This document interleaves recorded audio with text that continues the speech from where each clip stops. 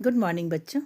आज हम लोग 11वीं कक्षा के संस्कृत पाठ्य पुस्तक भास्वती प्रथमो भागः का प्रथम पाठ अर्थात पहला पाठ पढ़ेंगे, जिसका शीर्षक है कुशल प्रशासनम।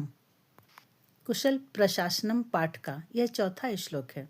इसके पहले का 3 श्लोक मेरे अन्य वीडियो पर है। यदि आप देखना चाहते हैं तो मेरे चैनल को सब्सक्राइब करें या मुझे कमेंट बॉक्स में बताएं। श्लोक है कच्चिदात्म समाशुराः श्रुतवन्तो जितेन्द्रियाः कुलीनाश्चैङ्गितज्ञाश्च कृतास्ते तात मंत्रिणः। इस श्लोक में जो कुछ कठिन कठिन शब्द हैं उनके अर्थ मैं पहले आपको बताती हूँ। कच्चित, कच्चित का अर्थ होता है क्या। आत्मसमा यानी अपने समान, आत्मीय। शूराः यानी वीर, साहसी। श्रुतवंत अर्थात शास्त्र ज्ञान से संपन्न विद्वान।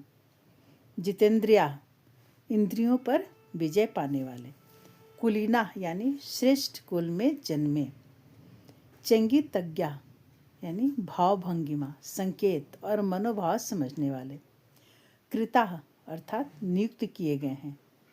ते यानी तुम्हारे। तात यानी हे पुत्र। और मंत्रिणः यानी मंत्री और सलाहकार।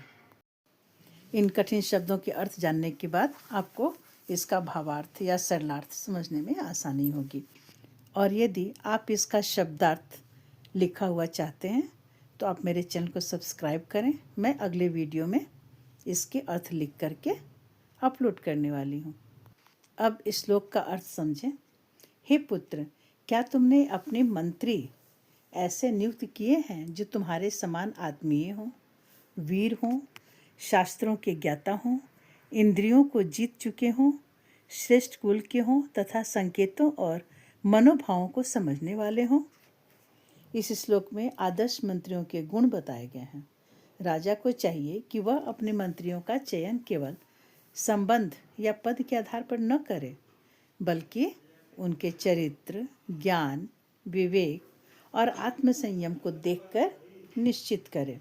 मंत्री राजा के मनोभावों और संकेतों को समझने में सक्षम होने चाहिए, क्योंकि शासन का कार्य गोपनीयता, बुद्धिमत्ता और विश्वास पर आधारित होता है। ऐसे गुणों से युक्त मंत्री ही राज्य को सुरक्षित और समृद्ध बना सकते हैं। और बच्चों, एक बात तो आप जान ही रहे हैं ना कि ये श्लोक कहाँ से लिया गया है। ये महर्षि वाल्मीकि द्वारा रचित रामायण से लिया गया है। रामायण के अयोध्या कांड के 100वें सर्ग से लिया गया है। मिलते हैं अगले वीडियो में अगले श्लोक एवं उसके अर्थ, शब्दार्थ और भावार्थ के साथ। बाय बच्चों।